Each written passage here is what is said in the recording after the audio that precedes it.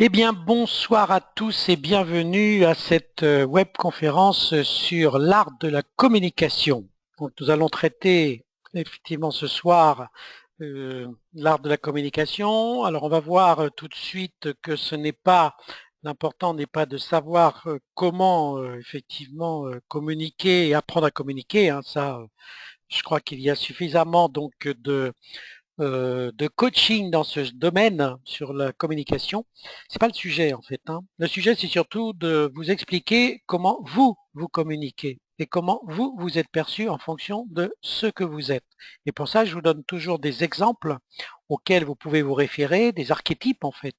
Il suffit de vous rapprocher de ces archétypes et vous aurez à peu près, alors bien sûr, ce sont des grandes lignes générales, hein, nous ne sommes pas dans le détail évidemment, et après, si ça vous intéresse, on peut faire une formation spécifique sur ce plan euh, et d'aller dans le détail de votre propre communication. Et ce qui est intéressant, c'est déjà d'avoir les grandes lignes en fait, de savoir comment vous communiquez, de quelle manière vous fonctionnez et comment vous pouvez être perçu dans votre façon de communiquer. C'est ça qu'on va voir ce soir. C'est ça que nous allons voir. Donc pour ceux qui me rejoignent pour la première fois, je rappelle que je suis Marc Dugas, je suis coiffeur de métier depuis 45 ans, morphopsychologue conseil depuis 25 ans et j'ai écrit un mémoire sur la morphopsychologie appliquée à la coiffure, au maquillage et au stylisme. Et j'ai créé le morpho-coiffure suite à tout cela, ainsi que le morpho-relooking. Et aujourd'hui, eh bien, je sors un petit peu de ma zone de confort puisque je suis en train d'étendre cette application, cette expérimentation, on va dire, à d'autres métiers que la coiffure. Donc là, j'ai fait une formation hier devant des avocats, vous voyez, donc pas du tout rien à voir. Justement, on a beaucoup parlé de communication et de la façon dont ils travaillaient. Donc c'était très intéressant d'ailleurs. Bien, et parce que en fait, ils ne se percevaient pas comme ça, les avocats. Donc ça a été très riche d'enseignements. Je travaillais aussi avec des opticiens, donc ça c'est intéressant aussi. Là aussi, ils sont dans un monde bien spécifique, hein. On retrouve beaucoup l'aspect coiffeur là dans ce domaine où on est un peu basé sur sa technique. Mais je dirais qu'entre coiffeur, avocat, opticien, on retrouve le même phénomène, c'est qu'on parle souvent de ce que l'on est, de ce que l'on sait, de ce que l'on veut vendre aussi, c'est-à-dire quelle est notre façon de faire. Et l'on parle peu, en fait, de la personne qui est en face de nous. On lui pose peu de questions. Ça, c'est intéressant à savoir. Parce qu'en fait, c'est en posant des questions à l'autre que l'on va pouvoir comprendre son attente et ses besoins. C'est ça aussi la communication. Ma vision aujourd'hui, elle est de transmettre tout ce savoir et toute cette expérience à tous les professionnels de la beauté, ainsi que le grand public, sur justement l'essence de notre art, de la compréhension humaine. C'est dans la coiffure, on a cet art naturel en fait, hein, dont on n'est pas conscient la plupart du temps. On, on le sait plus ou moins, on nous le dit plus ou moins, mais tout ça c'est sous-jacent. En fait, on a une qualité assez intéressante dans ce domaine qui n'est pas toujours bien comprise en tout cas, qui n'est pas toujours très connue non plus. En tout cas, quand une personne ne va pas bien, il est clair que là, elle sait vers qui elle va se trouver ou vers qui elle va aller, puisque le coiffeur est sa priorité pour 74% d'entre elles. Ce qui veut dire que notre métier, effectivement, est un métier intéressant dans l'écoute justement de l'autre. Et c'est pour ça que la cliente vient nous voir. Mon objectif aujourd'hui, c'est d'aider les personnes à se ressentir bien et puis révéler leur être intérieur pour paraître leur raison d'être. C'est l'art de rendre visible l'invisible. Donc au-delà des mots, ce qui est important de comprendre, c'est que j'ai remarqué depuis toutes ces années de cette expérimentation, au fur et à mesure de mon avancée dans ce domaine, qu'à chaque fois que la personne est en accord avec elle à l'intérieur, c'est-à-dire qu'elle se sent bien en fait intérieurement et qu'elle le montre telle qu'elle est intérieurement, telle qu'elle se montre, telle qu'elle paraît extérieurement, naturellement, on va lui faire des compliments dans la journée. Autrement dit, quand vous êtes bien à l'intérieur, quand vous le montrez également sur vous, dans votre paraître, vous êtes en alignement, comme on dit beaucoup aujourd'hui, eh bien, les autres vont vous dire, ah, mais tu es bien aujourd'hui, qu'est-ce que tu as fait, tu es belle, on te sent bien, enfin tout ça. Et ça, c'est toujours quand on est aligné entre son être intérieur et son être extérieur. Donc ça, c'est intéressant de le savoir parce que c'est ce qu'il faut chercher à chaque fois. Au même titre qu'on vous dit aussi quand vous n'êtes pas bien, c'est qu'effectivement, l'alignement n'est pas aussi vrai que ça. Donc mon métier, en fait, et notre métier, je dirais même à ceux qui sont coiffeurs, conseils et autres en images, hein, maquilleurs, hein, ce soir, hein, stylistes, hein, eh bien, c'est de mettre en cohérence cet être et se paraître au profit de ce fameux être intérieur qui est celui qui nous dirige, en fait, celui qui fait que l'on va paraître juste, en fait. Et on va voir aussi l'importance de cela, et puis d'être efficace en finalité. La morphologie nous l'indique, hein, elle nous indique plein de choses.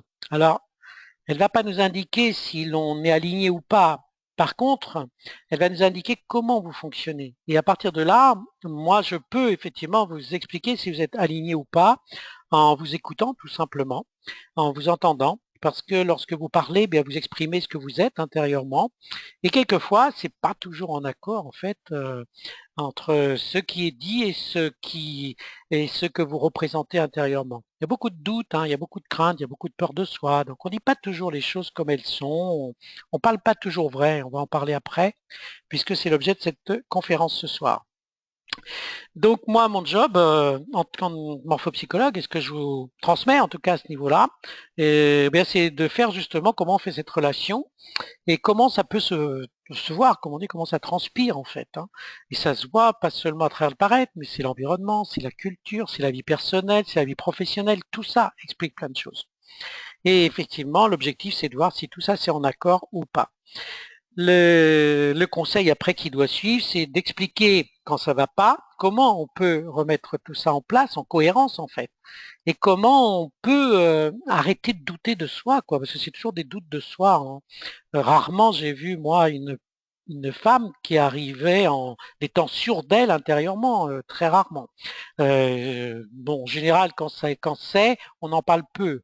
Mais on a plus tendance à se dénigrer intérieurement, à se dévaloriser en quelque sorte, plutôt qu'à juste, il ne s'agit pas non plus d'en rajouter, d'en surajouter, mais il s'agit juste d'être juste avec soi, c'est tout, hein, tel qu'on est. C'est ça qui nous permet de rayonner, il faut être juste. On a vu tout le temps, tout au long de cette année, le cheveu, la coupe, la couleur, le stylisme et tout ça en rapport de la personnalité, et comment on lit un visage, on a vu les clés aussi. Alors je reviendrai un petit peu de temps en temps sur une ex-web conférence telle que celle-ci, notamment la prochaine, on reviendra un peu sur le stylisme d'une autre manière en fait, et sur la personnalité. Et on a vu également les émotions, on a vu ce qu'était une pensée, comment on réagissait quand on était proche de son cœur ou de son instinct, toujours avec l'image de soi. Et puis ce soir, eh bien, on va découvrir effectivement la communication et l'image de soi. Alors, je regarde juste avant, parce que j'ai quelques questions déjà qui arrivent, donc je vérifie juste si tout va bien. Voilà. Donc, pour soi, quel est l'intérêt pour soi?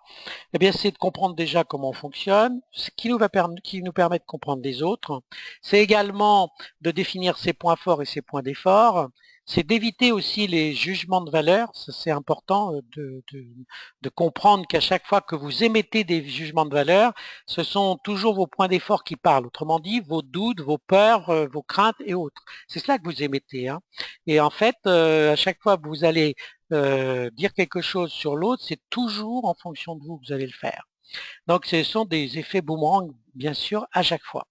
C'est aussi comment on doit utiliser ses besoins, satisfaire ses envies, et de cela, ça va nous permettre justement de mieux communiquer et de mieux savoir comment on doit communiquer avec les autres, et puis surtout d'aider les autres à mieux être. C'est ça notre travail en fait. Parce que plus on va aider les gens autour de soi, plus soi-même nous serons bien à l'intérieur de soi. Et ça, quand on a compris ça, alors c'est toujours des mots, ça. C'est pas facile. Moi, quand on me disait ça, j'ai ouais, ouais, cause toujours, tu m'intéresses.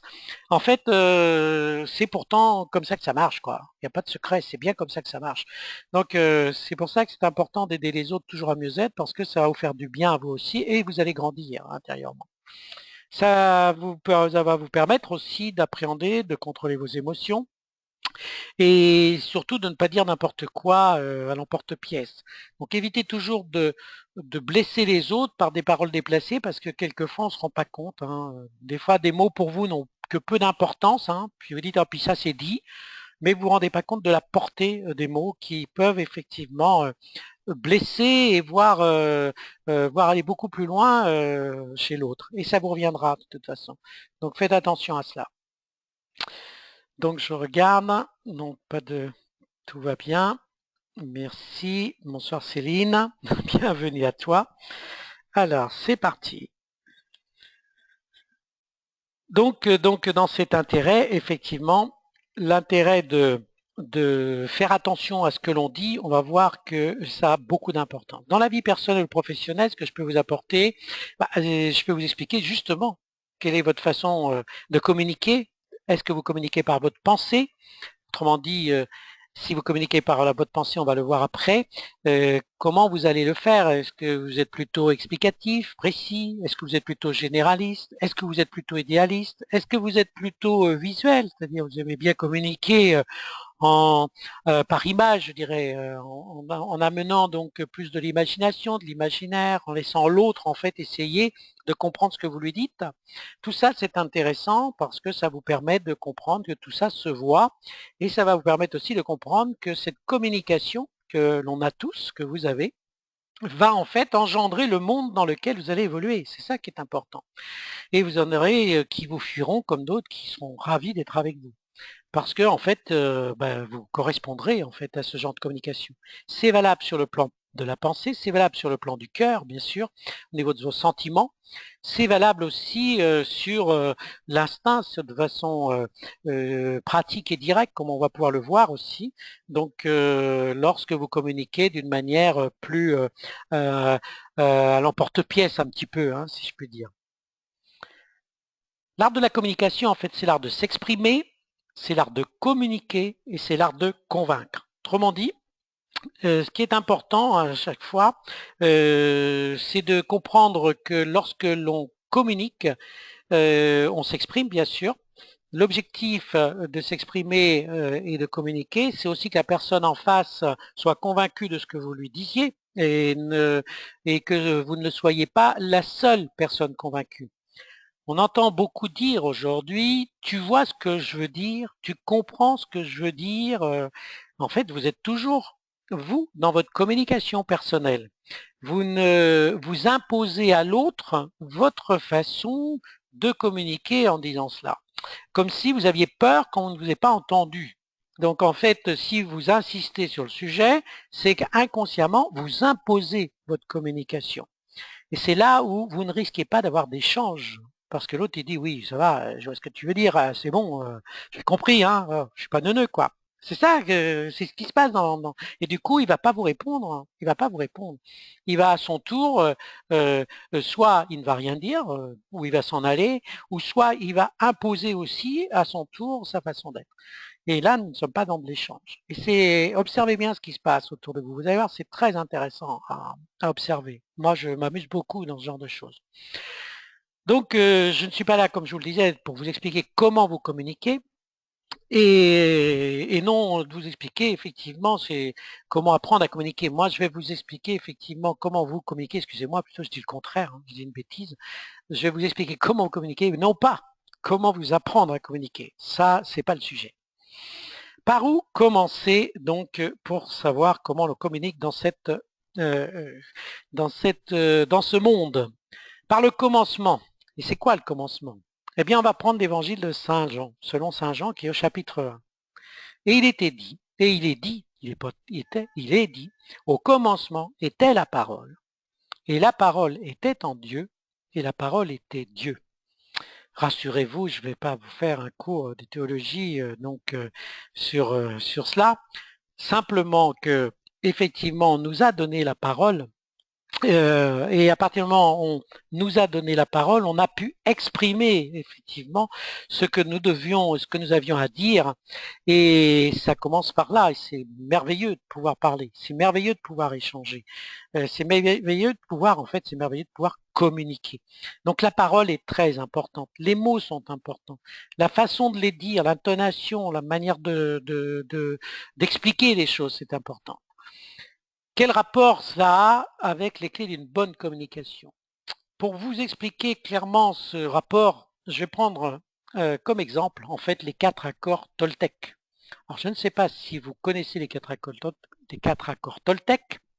En tout cas, si vous ne les connaissez pas, eh bien, je vous engage en tout cas à effectivement les lire, à les regarder. Alors, vous pouvez les avoir sur YouTube et autres, hein, et écouter, et vous allez comprendre pourquoi effectivement la communication est aussi importante. Et pourquoi c'est important ces 4 accords Toltec? Mais il commence par le premier accord, par la parole impeccable. La parole impeccable, alors on s'attend, c'est vrai, on se dit c'est quoi ces accords? On peut se demander donc ce qu'ils peuvent représenter. Et en fait, ça commence, ce sont des choses toutes simples, hein, c'est de la vie de tous les jours, hein, c'est ce qu'on vit en fait, et c'est ce qu'on fait, tout simplement. Et ça commence par la parole impeccable. Et la parole impeccable, ça signifie quoi? Ben, ça signifie que souvent, on a l'impression qu'on parle bien, on a l'impression que lorsqu'on communique, bon, tout va bien, on n'a pas de soucis majeurs, et en fait, on ne se rend pas toujours compte que notre parole n'est pas toujours impeccable, on n'est pas toujours clair, on n'est pas toujours audible, on n'est pas toujours gentil non plus dans cette parole. Et en fait, ben, ça commence par là. Ça veut dire que si effectivement vous émettez une parole qui n'est pas impeccable, et là, quand vous regarderez ou lirez les accords Toltec, vous verrez tout ce qui peut être engendré dans ce domaine. Alors moi, je ne vais pas vous l'expliquer ce soir parce que vous allez pouvoir le regarder, le lire tranquillement. Ce qui est important, c'est que soyez conscient que pour, en tout cas, une bonne communication, ça commence déjà par là. Ça veut dire quoi? Ça veut dire quoi cette parole impeccable? Ben, ça veut dire, pour moi en tout cas, j'en fais un résumé, une synthèse rapide, ça veut dire que pour être écouté et entendu, il y a une règle d'or, soyez vrai. Autrement dit, si vous n'êtes pas vrai, même si vous avez l'impression que ça ne peut pas s'entendre ou que l'autre ne va pas comprendre ou tout ce que vous voulez, mais ça transpire. Mais ça transpire. Ça veut dire que effectivement, l'inconscient va lui en fait déceler ce que vous ne voyez pas vous dans l'immédiateté. C'est-à-dire dans le conscient, on parle, on parle, on parle, on parle, mais on ne se rend pas toujours compte de ce que l'on dit. Mais l'inconscient, lui, il enregistre ce que vous dites. Mais l'inconscient de l'autre, il enregistre aussi ce que vous dites. Et lui, il va, comme il communique avec votre inconscient à vous, il voit bien si c'est clair ou pas clair. Il voit bien si vous êtes vrai ou pas vrai. Il peut pas vous l'exprimer. Alors des fois, si, il va vous le dire. Ouais, oh, tu crois, il va vous mettre un petit peu des puces à l'oreille comme ça. Et vous, vous allez vouloir le convaincre de ce que vous racontez. Donc en fait, si vous voulez être entendu, ça veut dire quoi? C'est que je t'entends 5 sur 5, ce que tu me dis me parle. Et l'échange à ce moment-là peut commencer. Et on peut effectivement entendre, en tout cas, engendrer, pas entendre, mais engendrer un dialogue, un vrai dialogue, et non pas un dialogue de sourds. Donc l'important dans la vie, c'est de quelle manière on se perçoit, dans le sens que si vous êtes surdimensionné, vous aurez toujours tendance à en rajouter. Autrement dit, le côté vaniteux sera un peu là.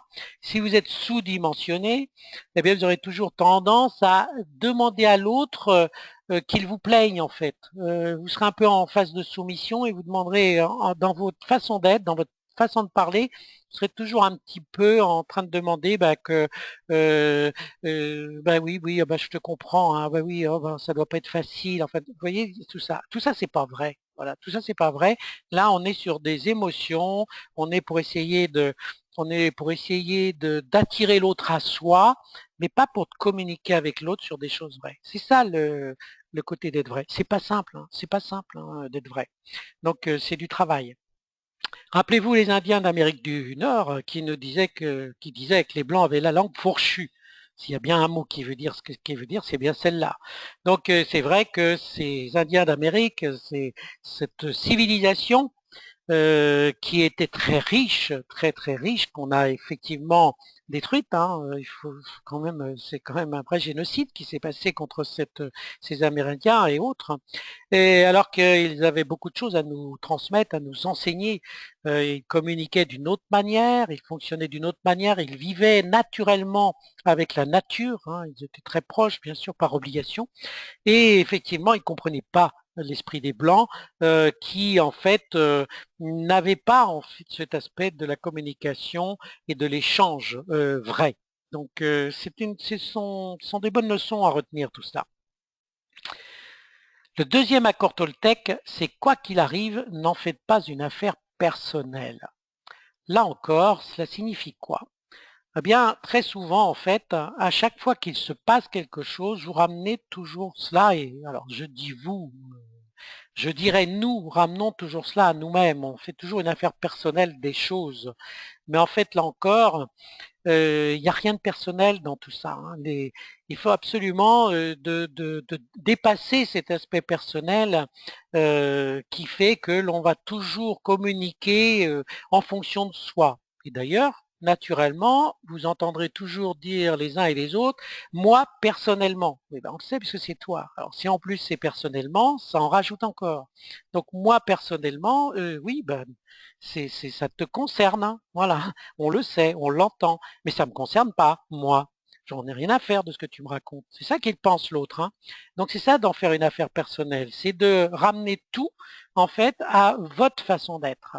Et là aussi, on a tendance, hein, tous plus ou moins, à faire en sorte de tout ramener à soi, de, comme on dit, tirer la couverture à soi, ça en fait partie.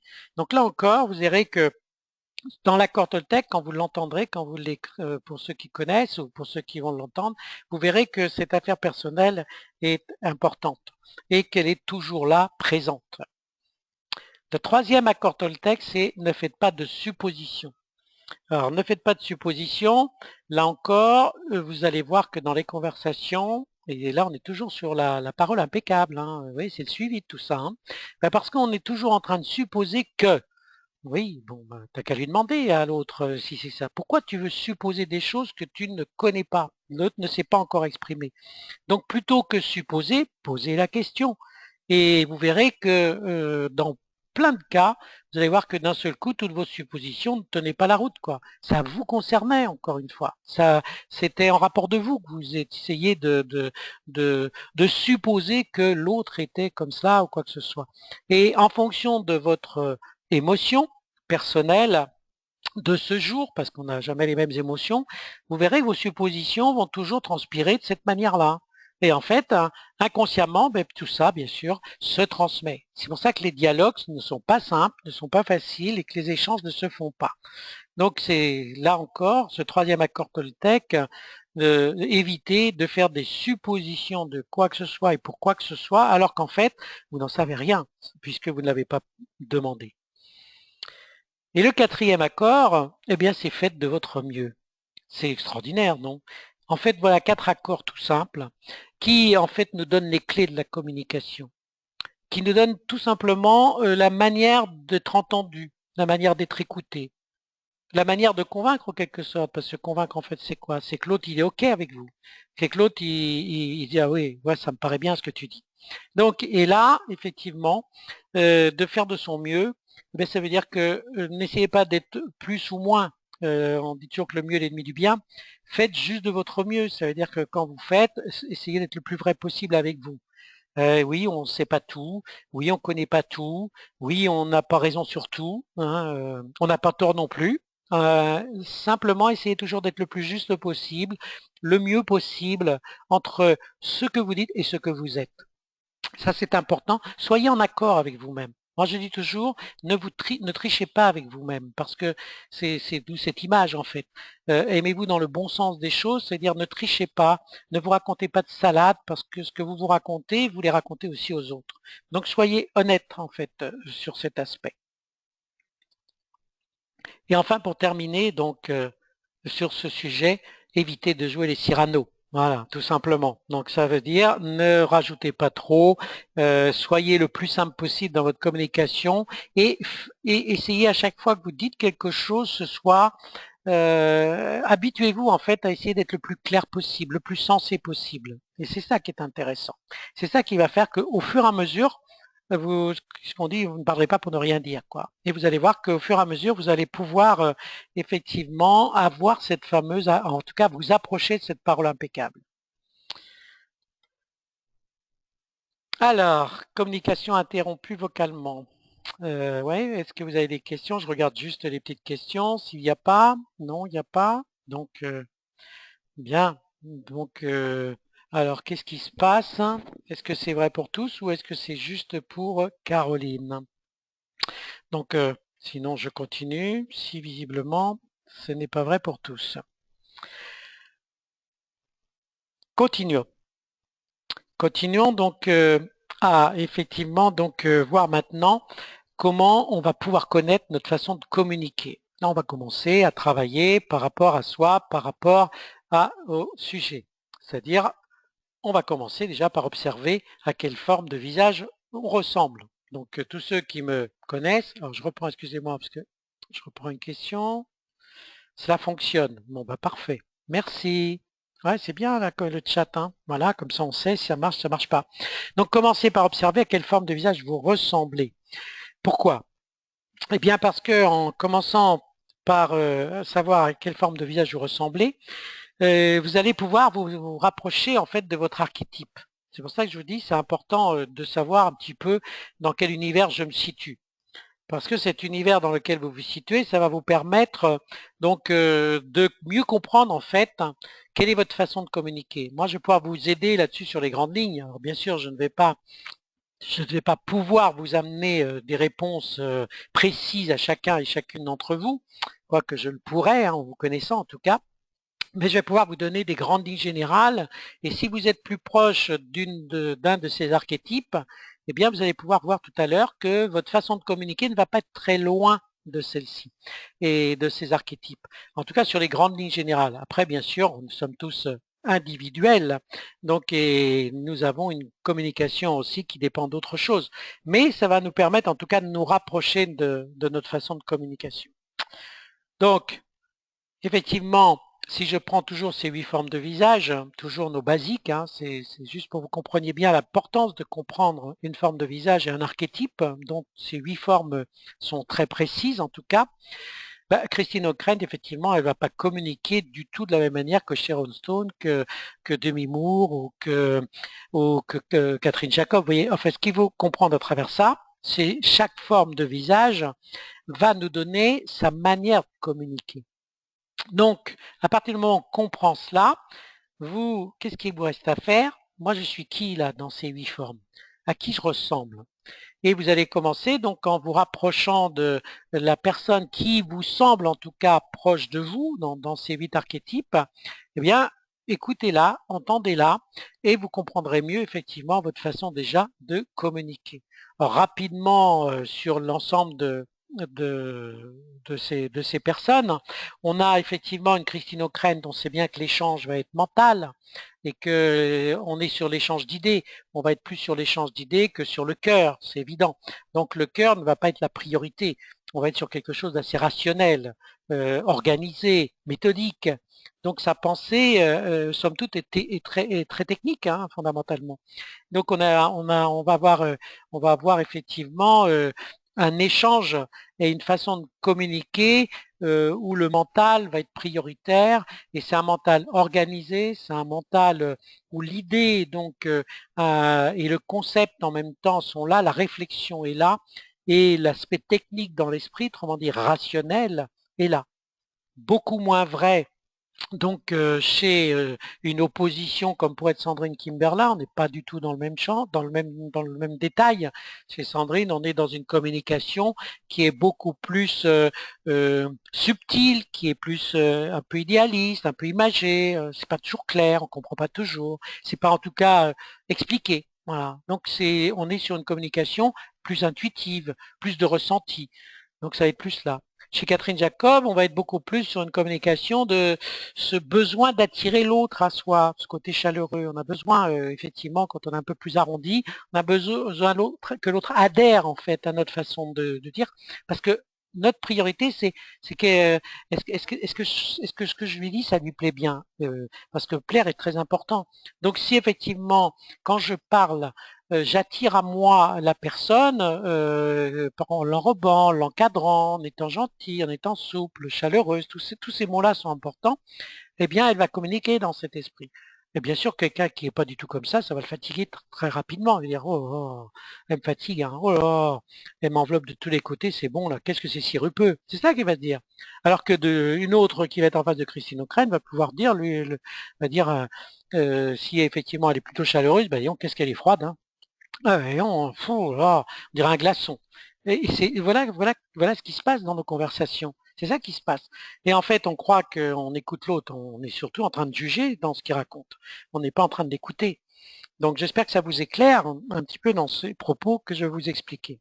Pour mieux appréhender cette forme de visage et mieux comprendre après comment on va voir après en détail un peu comment ça fonctionne, eh bien, un premier indice, comme j'ai toujours, je vous les redonne parce que il suffit juste que vous vous rapprochiez de votre animal préféré, hein. Donc, et souvent vous lui ressemblez, hein. Donc, avec humour, tout ça, bien sûr. Et en général, ben, vous serez pas loin de cette communication. Donc, quand vous n'êtes pas sûr de votre communication, de votre visage ou de votre forme, ben, votre animal peut vous l'indiquer, en tout cas, pour certains. Je ne vais pas dire pour tous, mais enfin, en tout cas, c'est assez marrant. Et ça veut dire quoi? Ça veut dire que l'animal, en fait, ses traits de caractère, comme par hasard, vous lui ressemblez. Donc sa façon de communiquer, effectivement, vous allez aussi lui ressembler. C'est assez marrant, non? Donc si le premier indice ne vous parle pas, on a les caricatures aussi, hein, dans le deuxième. Là aussi, une caricature va vous permettre de appréhender donc naturellement votre façon de communiquer.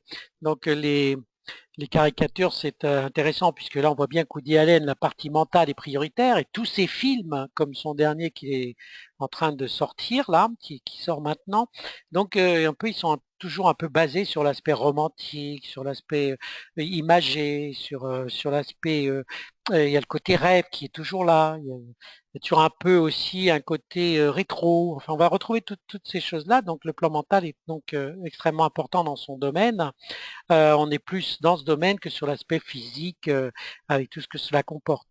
Donc les communications des uns et des autres, la façon dont ils sont, nous expriment effectivement la différence entre cette forme de visage entre un Woody Allen et un Bernard Tapie, évidemment qu'ils ne sont pas dans le même esprit de communication.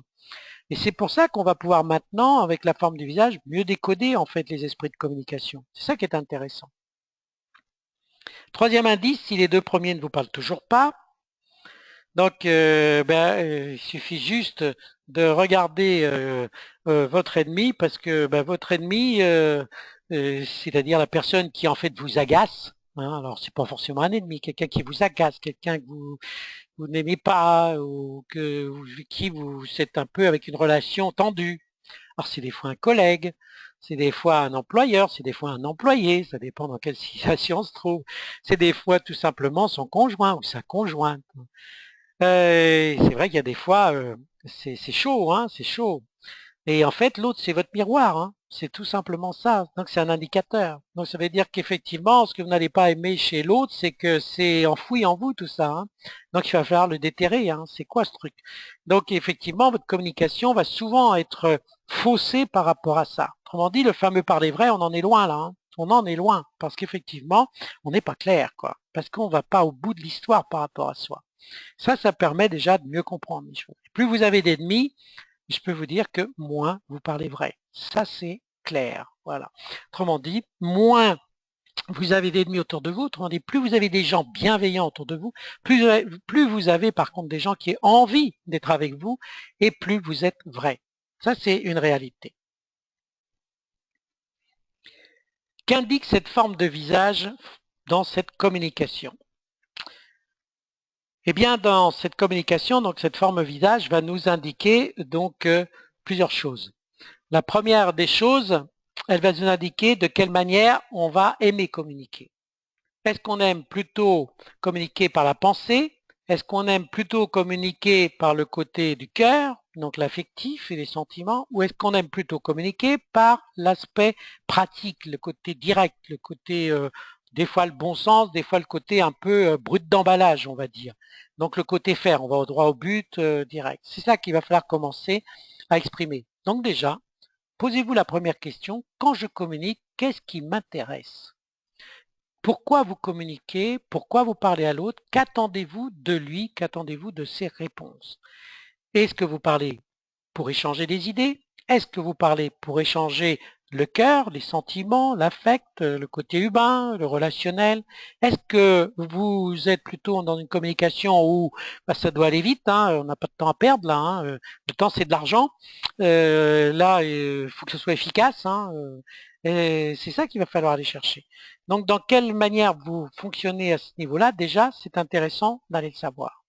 Donc je vous rappelle que la partie haute avec les yeux y compris vous donne la zone de la pensée. C'est pour ça que la communication peut se faire avec les yeux.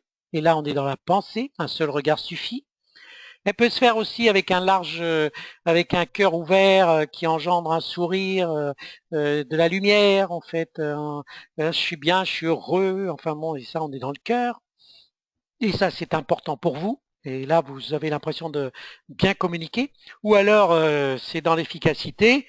Et effectivement, moi, là, si tu continues comme ça, je t'en mets une, ça va être rapide. Donc, on va retrouver nos trois comparses adultes. Donc, et on va retrouver qu'effectivement, on va retrouver un Fabrice Lucchini qui est totalement dans sa tête, il faut le suivre, hein, pas toujours facile de suivre le poète, hein, donc et de comprendre ce qu'il nous raconte. Hein. Lui, il s'entend, mais nous, on n'entend pas toujours ce qu'il veut nous dire. Hein. C'est extrêmement subtil, c'est extrêmement recherché, c'est, je dirais, lyrique parfois, donc pas toujours facile à suivre au niveau de la pensée. Ou alors est-ce que c'est bienveillant, donc tel que le Dalai Lama peut l'être dans sa façon de communiquer, même si la pensée bien sûr est là, mais elle est surtout axée sur le bien-être, sur le bonheur, sur l'aide à l'autre, sur l'aspect humain, hein, donc comme toute la philosophie bouddhiste l'incarne en général, ou alors est-ce qu'on est dans quelque chose de plus direct, plus efficace, tel que Bernard Tapie, qui lui va aller plutôt directement dans l'objectif qu'il s'est fixé. Donc, ce qui veut dire l'efficacité, le besoin d'être rapide, le besoin d'imposer aussi sa façon d'être va être prioritaire. Donc, ça nous permet tout cela de comprendre un petit peu mieux déjà nos grandes lignes dans notre façon de communiquer. Je vais regarder donc si nous avons des questions. Donc, je consulte. Alors, je vois des questions. Attends, des questions. Ça va faire une petite respiration. Pas de questions. Ça, on va tirer l'attention. J'ai une question. Comment interpréter le fait qu'une personne a le visage rond, donc besoin d'attirer l'attention, et que son cadre corporel soit rétracté? Bonne question. Donc, bonne question. En fait, effectivement, on peut avoir un visage rond et un corps rétracté. Et là, en fait, ce qu'il va falloir, c'est se fixer sur le visage qui lui exprime en fait l'expression. Et là, on va retrouver là nos amis japonais, en tout cas asiatiques, mais japonais en particulier, où on a beaucoup ces cadres-là, où le visage est plus important que le cadre. Eh bien, c'est tout simplement parce que l'éducation leur a imposé une non-communication. Et en fait, comme ils ont envie de communiquer, ils ont besoin de communiquer, c'est pas envie, ils ont besoin de communiquer, mais que dans leur éducation, ils doivent d'abord maîtriser leur fonctionnement, leur façon d'être, et bien du coup l'énergie qui fait que elle va se diffuser dans notre corps, dans l'ensemble, eh bien ils sont obligés de puiser dans leur énergie du corps pour effectivement se contenir, se retenir. C'est pour ça qu'intérieurement, ils sont tout le temps très speed, ils bouent intérieurement en permanence, et en fait, l'énergie qui devrait sortir naturellement se retourne contre le corps, ce qui fait que le corps, en fait, va se rétracter. Autrement dit, il se ronge les sangs ou se ronge les os, si vous préférez. Donc, on va retrouver tout cela aussi dans des formes d'anorexie aussi, on va retrouver tout cela. Donc, ce qui veut dire que quand on n'exprime pas librement ce que l'on ressent, ce que l'on est, ce que l'on vit, notre façon d'être tout simplement, eh bien ça se retourne contre soi. C'est pour ça qu'il faut faire attention à trop de maîtrise, à trop de contrôle, à ne pas dire les choses simplement et dans l'instant, ne pas attendre aussi avant de les dire. Tout ça, c'est important de bien comprendre que ça va se retourner contre vous. Et bien sûr, ça va, pour certains, vous faire prendre du poids, pour d'autres, vous en enlever. Ça va dépendre si vous êtes sur une base de dilatation ou une base de rétraction. et ça va surtout vous créer beaucoup de problématiques intérieures. Ça, c'est clair. Dans un sens ou dans l'autre, que ce soit dans l'extraversion ou dans l'introversion. Donc, la communication par la pensée interviendra toujours quand la partie haute est plus importante. Ce qui signifie que à chaque fois que votre pensée est prioritaire, en fait, ce qui vous intéresse, c'est l'échange d'idées, c'est de communiquer avec des gens qui s'intéressent au domaine intellectuel, au domaine spirituel, au domaine, ça peut être aussi artistique. En tout cas, c'est la communication avec des gens qui fonctionnent mentalement. Ça, quel que soit le fonctionnement mental. Et vous vous intéresserez, vous serez bien avec ces personnages-là et avec ces personnes-là. Vous aurez plus de mal avec des gens qui seront en opposition, bien sûr, ou qui seront un peu trop relationnels, un peu trop proches du cœur. Donc vous aurez plus de difficultés. Donc en général, à chaque fois que la pensée prédomine, donc naturellement, donc l'échange d'idées va prédominer. Ensuite, en fonction de cette forme de pensée, autrement dit sa façon d'être à cette pensée, si elle est effectivement plus ou moins ouverte ou si elle est plus ou moins cadrée, structurée, ça va effectivement nous donner une pensée rationnelle, plus explicative et plus et dans l'autre sens, ça va nous donner une pensée plus imagée, plus généraliste, plus globale. Donc on peut sauter du coq à l'âne, par exemple. Alors, j'attends un peu les images, ça se bloque un petit peu là, que me fais-tu?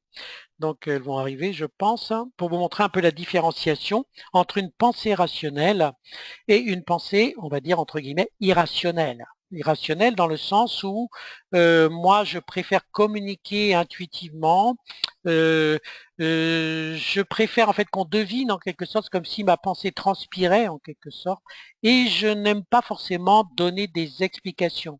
J'aime pas la méthode en fait. Je suis pas méthodique. Je n'aime pas les explications. J'aime pas cadrer les choses. Tout ça, je n'aime pas. Je n'aime pas les certitudes non plus.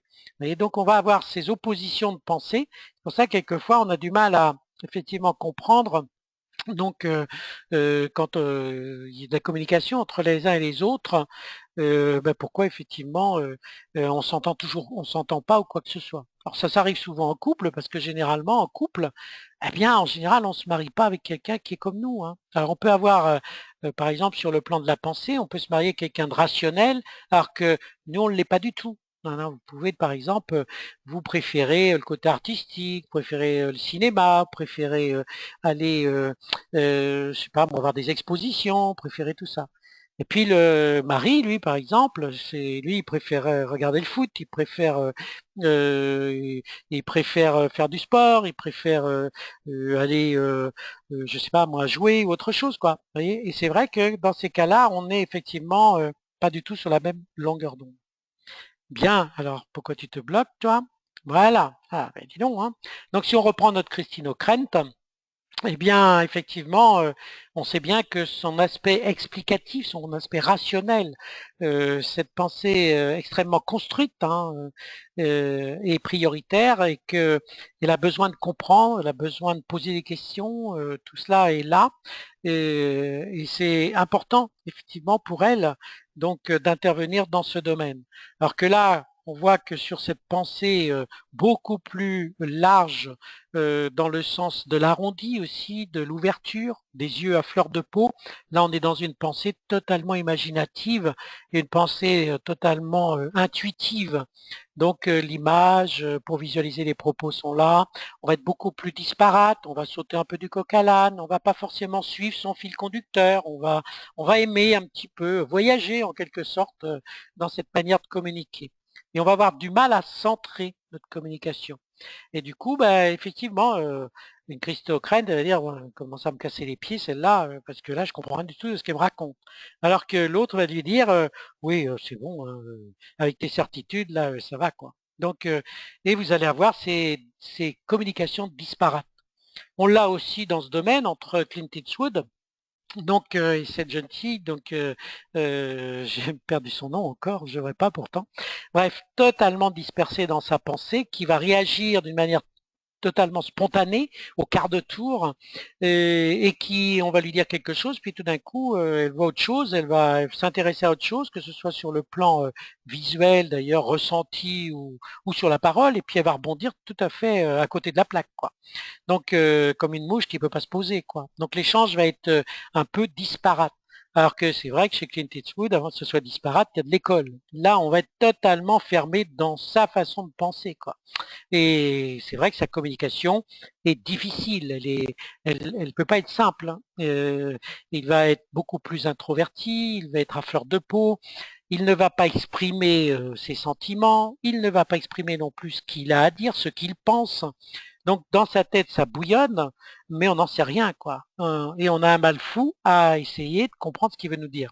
Tout ça, tout ça nous permet de comprendre en morpho que, eh bien, si vous êtes effectivement comme Clint Eastwood, bien sûr, vous aimez de temps en temps, vous aimez la solitude, vous aimez pas être au milieu du brouhaha, vous préférez peu de gens autour de vous, vous aimez pas les gens qui parlent comme ça à Dia, tout ça, ça vous intéresse pas. Alors que si vous êtes plutôt proche de notre jeune fille, de la jeune fille, là évidemment, Clint Eastwood, ça va vous fatiguer rapide, hein. Donc vous avez besoin de communication permanente. Voilà. Et vous zappez en permanence. Donc lorsque la partie affective est plus importante, vous allez aimer communiquer par des sentiments. Les sentiments, c'est important pour vous. Donc le cœur. Donc à chaque fois que vous communiquez, c'est toujours le cœur qui parle. Alors le cœur, c'est quoi? Bah, c'est tous les états d'âme, hein. J'aime, j'aime pas. Ah, t'as vu comment elle est, hein? Ah bah dis donc, elle est pas terrible, hein. Ah puis alors là, oh, bah, elle est mal fagotée aujourd'hui, hein. Donc tout ça, le cœur, on va retrouver ça beaucoup dans nos discussions de salon, hein, où l'aspect donc du cœur et de l'état d'âme et de l'emporte-pièce, un peu de la communication relationnelle avec nos où on va un petit peu étaler un peu notre façon de ressentir nos émotions sur le terrain. Et là, cette relation va être beaucoup plus axée sur, bien sûr, tout ce qui est aspect du cœur, aspect mode, aspect, tout ça nous intéresse, tout le monde de l'humain nous intéresse. Et on n'aime pas trop quand le côté mental est trop important. Quant au côté argent, business, production, efficacité, construction, pouh là là, tout ça, ça me fatigue. On n'est pas ça, on préfère échanger comme ça avec les autres de manière euh, sans forcément arriver à un objectif en clair, hein. On aime bien échanger pour échanger en fait, hein. C'est pour ça que les discussions vont être beaucoup plus, alors je vais pas dire futiles parce que c'est pas le mot juste, hein, mais vont être beaucoup plus portées sur le relationnel avec l'autre, qu'il soit extérieur ou intérieur, que sur l'aspect de la réalisation ou sur l'aspect de la mentalisation, autrement dit de l'explication de ce qu'on va raconter. Je regarde un petit coup les questions, toujours pour faire une petite pause. Donc, alors viens-tu, notre petit questionnaire. Pour les rondes, en attendant, je continue à parler. Donc, j'observe les questions. Donc, pour les rondes, évidemment que les rondes, elles aiment communiquer chaleureusement. Leur objectif, c'est de plaire. Plaire, c'est la priorité. Autrement dit, quand on est ronde, l'objectif principal, c'est à chaque fois donc de faire qu'en sorte l'autre soit s'intéresse à ce que vous dites. C'est-à-dire c'est de l'attirer en fait. C'est comme si vous vouliez en fait le mettre dans un filet. J'essaie de trouver des images un peu. Le côté possessif est fort, hein. En fait, vous allez toujours parler pour ramener les choses à vous, quoi. Donc, et vous avez besoin effectivement qu'on vous entende, besoin qu'on vous regarde, besoin qu'on fasse attention à vous, besoin que dans cette communication, vous sentiez que les autres s'occupent de vous. C'est comme un gros bébé en fait, hein, qui va s'arranger. Alors si maman elle s'occupe pas de moi, qu'est-ce qu'il fait? Il pousse un cri, il hurle, il jette quelque chose, il casse quelque chose, et pour tout simplement attirer l'attention. Alors bien sûr, adulte, vous faites pas ça. Par contre, vous piquez des colères quand vous sentez que l'autre effectivement ne s'intéresse pas à vous dans ce que vous dites. Vous pouvez piquer des colères d'un seul coup. En fait, cette colère est juste effectivement, mais fais attention à moi, quoi. Je suis là. Tu t'occupes pas de moi. C'est ça que ça veut dire tout ça, hein. Donc c'est pour ça que c'est intéressant effectivement cette traduction. Donc de tous ceux qui effectivement vont expliquer dans leur façon de communiquer tout ça. Donc si vous êtes plutôt arrondi, effectivement, vous aimez bien sûr que vos interlocuteurs soient avec vous. et vous vous arrangerez pour qu'il le soit. Alors des fois, effectivement, c'est un peu enveloppant tout ça, hein. Quelquefois, on a besoin un petit peu plus de distance. Alors, je continue, s'il veut bien avancer.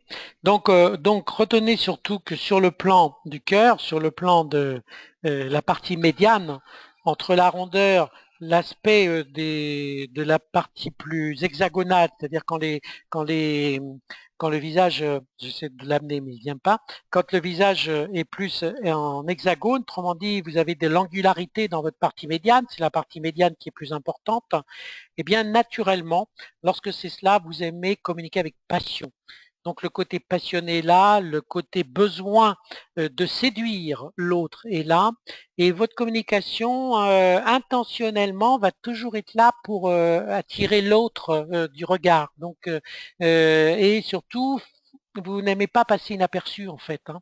Donc quand vous communiquez, vous imposez un petit peu votre façon de regarder, vous jouez en fait, hein, vous jouez un peu ce jeu de séduction que l'on joue quand c'est comme ça, pour en fait intéresser l'autre à ce que vous dites, tout ça. Vous avez tendance euh, à pousser un peu le bouchon dans ce domaine, un peu trop loin parfois, puisque le côté passionné étant là, tendance à être excessive aussi dans ce domaine, vous en rajoutez aussi.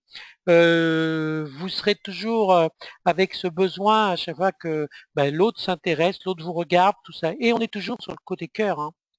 L'hexagone, c'est le côté cœur. Nous ne sommes pas du tout sur le côté mental ou sur le côté instinctif, hein. La conversation va essentiellement tourner sur le côté passionné au niveau du cœur, avec toujours ce besoin de communiquer avec beaucoup de pertinence en fait. J'ai besoin de votre relationnel que de faire en sorte que l'autre vous imposez un peu votre façon d'être à l'autre sur ce côté cœur.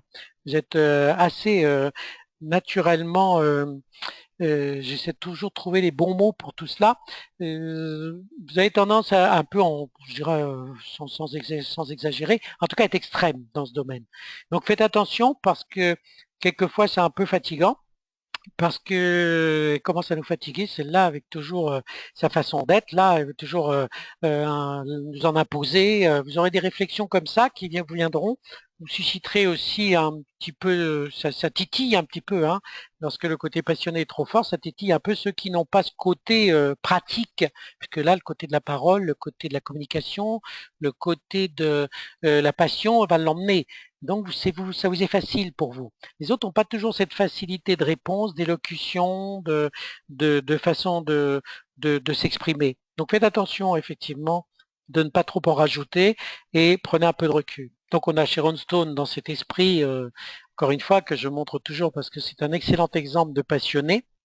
Nous avons surtout aussi Kate Moss aussi, hein, vous voyez ces formes de visage où la passion est très forte donc et importante.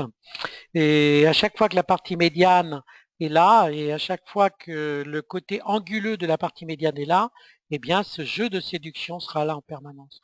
Et donc, vous n'avez pas envie de passer l'aspect mental, hein, vous en fichez un peu, hein, c'est pas le sujet, hein. Vous avez plus envie de faire en sorte que l'autre, bah, il ait été branché, quoi. Voilà, ça vous adorez, ça vous adorez. Donc, quand vous le sentez accroché, là, vous êtes super. Vous vous sentez bien. Autre forme, quand le visage s'allonge. Effectivement, quand il s'allonge, eh bien, tout s'allonge. C'est comme un café allongé, hein. Vous voyez, un expresso qu'on allonge, ben, tout s'allonge. Autrement dit, la communication devient beaucoup moins extérieure. Et là, on est en antithèse de tout ce que je viens de vous expliquer sur le côté séduction. On est plus en introversion, on va être plus intérieur. Donc, c'est des communications, on demande à l'autre, en fait, de nous comprendre sans qu'on lui dise rien. Voilà, c'est aussi simple que ça. Mais on n'aime pas qu'ils viennent nous chatouiller les narines non plus. On n'aime pas non plus qu'ils viennent vouloir savoir comment on est, comment on fonctionne. Pourtant, le cœur est notre priorité. Alors ça, c'est incroyable parce que notre cœur est la priorité, puis en même temps, on n'aime pas en parler. Alors c'est compliqué, bien sûr, hein, c'est une communication qui est compliquée. On parle à mots couverts en permanence. On ne dit jamais les choses vraies. Si vous aimez, par exemple, si vous êtes dans cet esprit que vous aimez, vous direz pas moi je t'aime, je suis bien avec toi, je suis heureux, je suis bien, enfin bref. Non, je dirais bah oui, non, moi je suis bien, hein, ouais, ouais, c'est bien, oui. On fait quoi là tout à l'heure là? Tiens, moi j'irais bien au cinéma. et hop, tout doucement, vous dérivez le sujet, quoi. Et vous ne voulez pas affronter en fait cette histoire, parce que c'est si vous êtes effectivement introverti sur le plan du cœur et de l'affectif, c'est bien sûr que vous avez pris des coups et que bah, évidemment vous n'avez pas envie d'en prendre d'autres, donc vous vous défendez. Donc du coup, vous ne direz jamais les choses réellement. C'est jamais vrai. Donc il faut qu'on devine tout ce que vous voulez raconter. Donc c'est pas facile, hein. Donc évidemment, c'est là qu'on va faire, c'est là où l'autre va faire des suppositions. Évidemment, quand on commence à faire des suppositions, on sait où ça commence, on sait où ça s'arrête. Enfin, pour terminer, si votre fonctionnement est instinctif, là vous avez la partie basse du visage qui est plus importante, et naturellement, quand c'est comme ça, eh bien, le besoin d'aller directement, droit au but, vous allez toujours agir avec ce besoin de réaliser, ce besoin d'efficacité, vous n'aimez pas du tout vous embarrasser de fioritures, comme on dit, et votre objectif est toujours d'aller, bah, de trancher, hein. Bon, bah, oui, c'est bien ce que tu racontes, mais on fait quoi là? Qu'est-ce qu'on fait là? On prend la décision ou on la prend pas? Bon, bah oui, parce que là, on va pas tourner en rond comme ça pendant 8 jours, vous voyez? Donc, on n'est plus du tout sur l'échange affectif. On n'est pas non plus sur le raisonnement mental avec tout ce qu'il comporte. Là, on est dans l'action. On n'a pas le temps. On n'a pas le temps. Attends, moi j'ai autre chose à faire là. Donc pendant ce temps-là, la vie continue, la vie tourne, hein, et moi, tout ce que je fais pas là, je ne vais pas gagner d'argent, ça continue. Donc le côté business, le côté efficacité, le côté direct, le côté tranchant vont effectivement être prioritaires. Donc tous ces exemples, bah, je ne vous les démontre pas, vous les connaissez. Et effectivement, que ce soit Béatrice Dalle, que ce soit Stéphanie de Monaco, quand elles ont eu des choses à dire, même, c'était encore plus incroyable chez Stéphanie, compte tenu de, bien sûr, de son environnement princier, où s'il y a bien des choses où il faut éviter de dire c'est des choses trop instinctives. Alors, elle ne s'est pas gênée, effectivement, en ce qui la concerne, était plutôt tranchante dans ce domaine. Quant à Béatrice Dalle, effectivement, ça pour lui faire boucler, pour la boucler, c'est pas simple, hein. Donc là, pas de préjugés. Vous allez au bout des décisions, vous êtes direct, vous tranchez, tout ça va être prioritaire pour vous. Voilà. Et vous n'aimez pas effectivement tourner autour du pot, comme on dit. On va retrouver ça aussi, tous les visages carénés, comme on peut l'avoir chez Michael Douglas. On l'avait aussi chez notre ami Danton, là, qui est aussi caréné, mais plus enrombé, hein. Donc, en fait, les différences entre les deux, il y en a un qui dit les choses sèchement et directement, comment dit, de manière assez spécifique, euh, assez cinglante, si je puis dire. Donc, qui est Michael Douglas, alors que l'autre ne va pas le dire de la même manière, ça n'empêchera pas le fond, hein. L'objectif est le même, hein, c'est d'aller au bout de l'histoire. Sauf que l'autre va vous l'envoyer, l'envelopper d'un paquet cadeau et va effectivement s'arranger pour bah, vous le faire passer le message, quoi. Mais de toute façon, il le fera passer, hein. Ça, il n'y a pas d'ambiguïté. Et le besoin d'aller au bout des choses est prioritaire. Donc, enrobé ou pas, de toute façon, le résultat est le même. C'est juste une question de manière. Mais faites attention. Voilà en ce qui concerne donc cette web conférence sur la communication. Donc j'ai maintenu les délais, il est 22 heures, donc c'est bien, pour une fois j'ai pas trop débordé, c'est bien. Donc je vais regarder juste avant de terminer les questions, si vous, puis je vais répondre effectivement aux questions posées, s'il y en a, je vais regarder. En attendant et avant de passer aux questions. Ben, le 23 et le 24 mai, en tout cas, je serai à Vannes, si ça vous intéresse, en morphocouleur. Vous avez des amis, vous connaissez des amis en Bretagne intéressés. Je suis à Vannes pour la morpho et la couleur. Je serai à Nîmes le 30 et le 31 mai. Donc, si Nacera, tu es là, en fait, Nîmes doit se faire. Donc je ne serai pas à Paris, je pense. Voilà. Donc, j'ai eu un coup de fil aujourd'hui par rapport à cela.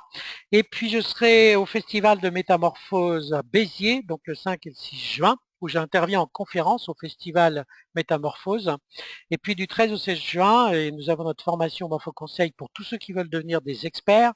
Nous avons envie d'apprendre, en fait, en tout cas d'avoir les sources pour comprendre tout ce que je vous explique. Et ça, c'est fait dans cette formation très spécifique qui dure 4 jours et qui est renouvelée une fois gratuitement. Enfin, c'est un package en quelque sorte, où là, vous avez vraiment toutes les données pour bien comprendre tout ce que je vous raconte. Et puis à Nantes, je serai le 20 et le 21 juin, en morphocouleur également, et toujours en morphocouleur, donc le 27 et le 28 juin à Paris. Nous ferons du relooking, du morpho-relooking en juillet pour ceux qui sont encore ici. Voilà. Alors, je vais donc dans les questions. Je vais dans les questions. Et est-ce qu'il y en a d'autres? Des questions. Alors, le visage rectangulaire est-il à classer dans les ovales allongés de ce point de vue? Alors, Bénédicte. Alors, le visage rectangulaire, effectivement, il est de forme allongée. La différence avec la forme allongée, qui est de toute façon, la base, c'est l'introversion, c'est que le visage rectangulaire ne lâche pas prise. Il n'y a pas de rondeur dans le visage rectangulaire, il y a des angularités. Autrement dit, le côté de ne pas lâcher prise est prioritaire. Ça signifie quoi? La différence entre les deux, c'est que l'allongé ne va pas exprimer ses sentiments, mais va les exprimer d'une autre manière. Par exemple, on va vous offrir des fleurs, on va vous amener un petit cadeau subtil, elle va vous donner cela sous une autre forme, par exemple. Hein. Donc vous allez dire les choses de cette manière. Quand on est rectangulaire, on lâche pas prise. Le secret est prioritaire. Donc motus et bouche cousue. Autrement dit, la communication est très hermétique. C'est nos fameuses filles du Nord hein, ou nos anglo-saxonnes. Donc, ce qui veut dire que pour communiquer avec elles sur le plan du cœur, c'est pas simple, quoi. Donc, chaque fois que vous êtes rectangulaire, on va être effectivement avec nos suédoises et tout. C'est pas une communication enrobée, souple, facile. C'est une communication très couverte, un mot secret, où on n'exprime pas ses sentiments. C'est ça, on va retrouver toujours ça chez les rectangulaires. Dans une communication, en fait, on les appelle aussi les beautés froides. Ça veut dire que on ne sait pas toujours effectivement ce qui se passe à l'intérieur, quoi, hein, comme Sigourney Weaver et autres dans Alien. Donc, ce sont des communications très personnelles, très spécifiques. Donc, il faut aller les chercher, quoi. C'est pas toujours facile. Hein. Et la communication ne se fera de toute façon que si elle le décide. Voilà. Donc, quand vous êtes rectangulaire, c'est vous qui décidez. Mais pas qu'on vous impose effectivement la façon d'être. Donc, en général, vous aimez bien effectivement décider de votre communication. Donc, je regarde si d'autres questions. Pas d'autres questions. Bonsoir Céline. Bientôt. Alors, merci pour vos excellents conseils, mais j'ai plus de difficultés que vous à classer des visages. Quels conseils pourriez-vous donner pour cela et pour ne pas se tromper par rapport aux cheveux qui peuvent vraiment cacher le visage? Effectivement. Donc, tout ça en fait partie. Le meilleur conseil que je puisse vous donner, c'est de venir me voir pour que je vous l'explique, puisque ça s'apprend. Donc, effectivement, lorsque l'on veut comprendre la forme d'un visage, la technique, c'est que ça s'apprend. C'est-à-dire, je vous apprends, moi, à observer un visage. Hein, c'est le premier niveau du stage en morpho. Quelquefois, je le fais aussi dans les séminaires, tout ça, mais on est un peu moins détaillé, ce qui est normal. Mais il est clair que sans code, si je puis dire, si vous n'avez pas les codes, c'est très difficile en fait d'observer un visage. Contrairement à ce que la plupart disent, donc tout le monde pense qu'on voit un visage facilement et que ça se repère et qu'on est capable de le définir. C'est pas aussi simple que ça. Si c'était simple, ça se saurait. J'aurais pas travaillé toutes ces années sur le sujet et je ne serais pas aussi pertinent dans ce domaine si j'avais pas travaillé, retravaillé et remis en question ma façon de voir. Donc il faut du temps. Et il n'y a pas de secret, il faut les codes. Des codes, ça ne peut se passer que lors d'un stage où là, et tous ceux qui sont là ce soir le savent, donc c'est là où on va pouvoir effectivement bien vous expliquer comment on voit un visage. Voilà. Et il y a des détails en regardant la silhouette, en regardant le stylisme, en regardant la manière justement de communiquer. Tout ça va nous donner la forme d'un visage. Donc, Denis, le mieux pour toi, c'est de venir effectivement en formation. Voilà, c'est plus simple. Est-ce qu'il y a d'autres questions? Est-ce qu'il y a d'autres questions? Je regarde, alors attendez. Tac. Question. Pas de questions. Merci à toi Catherine. Bonne soirée aussi.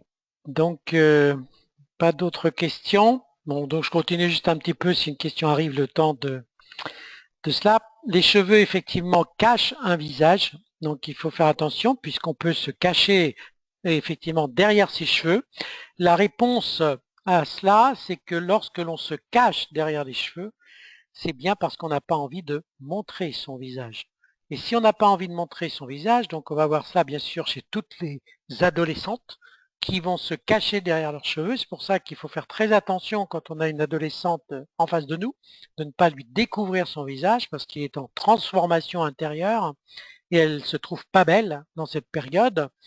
Donc, quand une personne se cache derrière ses cheveux, ne la forcez pas à l'ouvrir. Ça veut dire qu'elle n'est pas à l'aise, elle n'a pas encore, elle n'assume pas encore son fonctionnement personnel, et c'est une grave erreur, effectivement, de vouloir lui découvrir. Voilà. Si elle ne le demande pas, si elle n'est pas prête parce qu'on va la mettre en porte-à-faux avec elle-même, bien sûr. Elle va se détester si on lui fait quelque chose contre nature. Donc faites très attention à ces détails-là, c'est important de bien le comprendre. La autre question, comment communiquer donc avec une hexagonale? Une hexagonale, effectivement, elle est toujours dans la séduction, on le sait. Donc, ce qu'il faut, c'est juste prendre un peu de recul, ne pas se laisser entraîner dans cette séduction, parce que ça, c'est une conquérante. Hein. Alors, j'ai oublié de le dire, ça c'est important. Donc, pour ceux qui sont encore là, vous le saurez. C'est une conquérante, ça veut dire qu'elle aime, elle adore donc conquérir. Et plus c'est difficile, et plus elle va se faire un plaisir de conquérir. Alors c'est vrai pour le féminin, c'est vrai pour le masculin également. Hein. Donc faites attention parce que une fois qu'elle a conquis, en fait, une fois que la conquête est là, après ça l'intéresse plus, elle passe à une autre. C'est pour ça que le côté passion fait qu'on va toujours au bout des choses avec de l'excès jusqu'au moment où on se prend un mur. Et quand c'est comme ça, on se replie sur soi et là on ne dit plus rien. Mais ça ne dure pas, hein, on repart à l'attaque. C'est ça les conquérants. Donc il faut juste être simplement prudent. Voilà.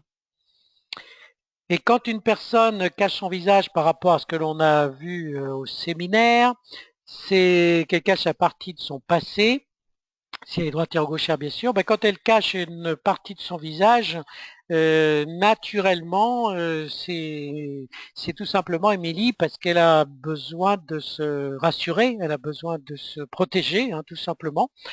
Chaque fois qu'on ramène les cheveux vers l'avant, c'est toujours un besoin de protection.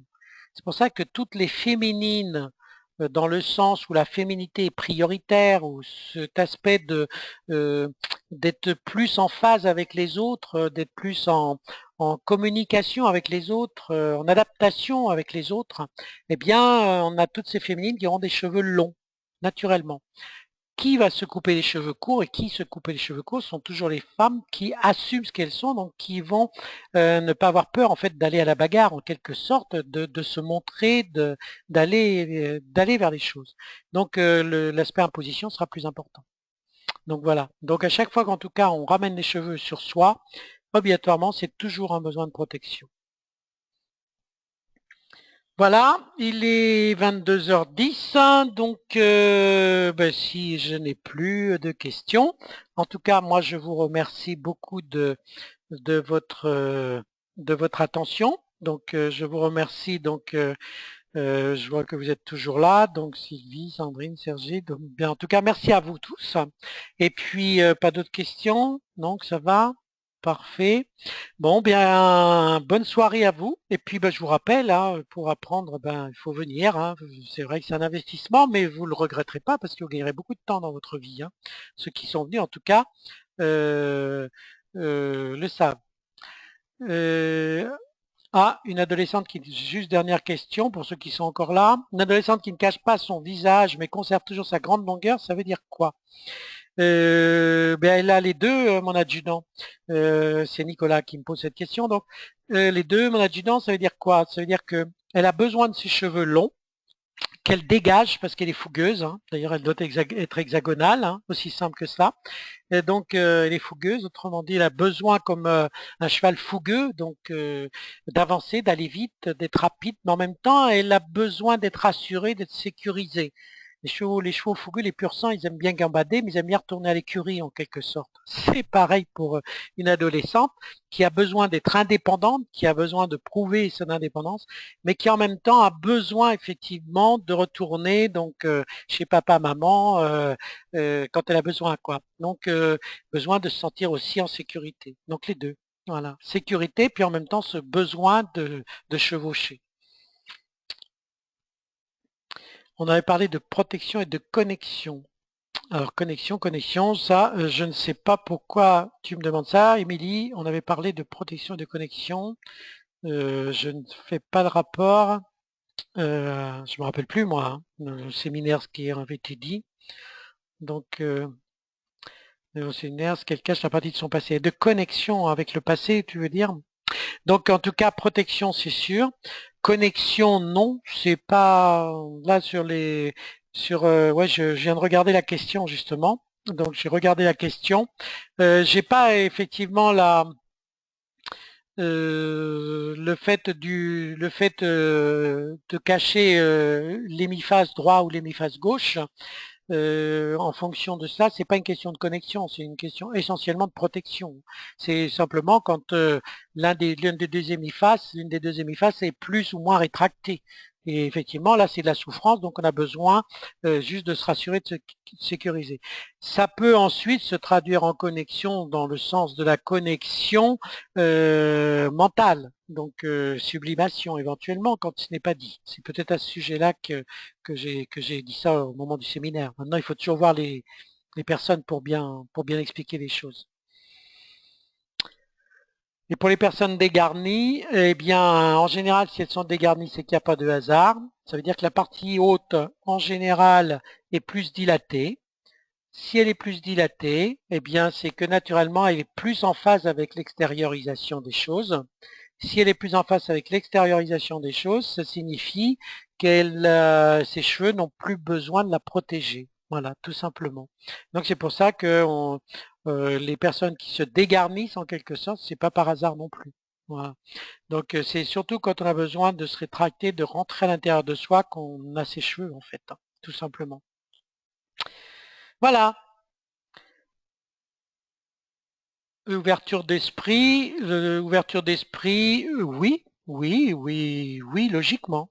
Logiquement, c'est pas toujours vrai, ça va dépendre effectivement, il faut toujours voir l'ensemble des choses. Mais par principe, effectivement, quelqu'un qui est dégarni a logiquement une ouverture d'esprit un peu plus importante, c'est-à-dire moins de certitude en quelque sorte. C'est vrai. La logique, c'est vrai. Voilà. Maintenant, attention, il faut toujours être prudent hein, avec les mots. Tout va bien? Bon, eh bien, merci à vous tous. Merci Émilie pour ces questions. Merci Bénédicte, Nicolas et autres. Et puis ben moi je vous donne rendez-vous le ah oui je n'ai pas dit je vous donne rendez-vous donc le 9 le 9 je crois c'est le 9 attendez je regarde pour ceux qui sont encore là de toute façon je vous enverrai un mail le 9 juin logiquement. On viendra un peu sur le stylisme et d'une manière autre que voilà c'est ça sur le site et l'image de soi en fait je le ferai d'une autre manière en fait que ce que j'ai approché jusqu'ici. Voilà, comprendrez d'autres choses. Bonne soirée à tous et merci beaucoup. Donc voilà, avec Marduga, Morpho Conseil, vous êtes sûr de savoir ce qui se passe entre vos deux oreilles. À bientôt.